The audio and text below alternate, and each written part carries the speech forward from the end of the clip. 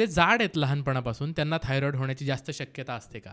हो, नक्कीच. हा कफाचा नानात्मज विकार आहे. जो कफ दोष आहे त्याचं ज्यांच्यामध्ये जास्त प्राबल्य आहे ते लोक गुटगुटीतच असतं. म्हणजे देर आर प्रकृतीज किंवा कफ प्रकृती आहे, पित्त आहे, वाताची आहे. तर आता जसं कफ प्रकृतीचे जे बाळ आहेत ते देखील तुम्हाला लहानपणी छान गुटगुटीत हेल्दी आणि असंच दिसणार. आणि मग जेव्हा स्पेशली मी म्हणेल की गर्ल्समध्ये जेव्हा हॉर्मोनल चेंजेस बॉडीमध्ये यायला लागतात त्यावेळेला नॉर्मलच मुलींचं वेट गेन जास्त होत असतं आणि जे ऑलरेडी ओव्हरवेटेड आहे किंवा जे ऑलरेडी गुटगुटीत आहेत ते अजून जास्त हेल्दी होणार. आणि जसं हा आजार तिथूनच सुरू झालेला आहे.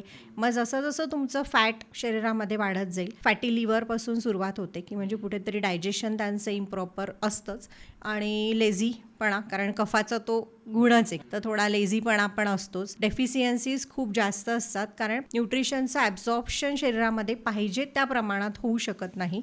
आणि मग अशा मुलांना खूप लवकरच इन्सुलिन रेझिस्टन्स येऊन फॅटी लिव्हर होऊन थायरॉईड होण्याचं प्रमाण आणि मग मुलींमध्ये PCOD, PCOS हे प्रॉब्लेम्स वाढतात.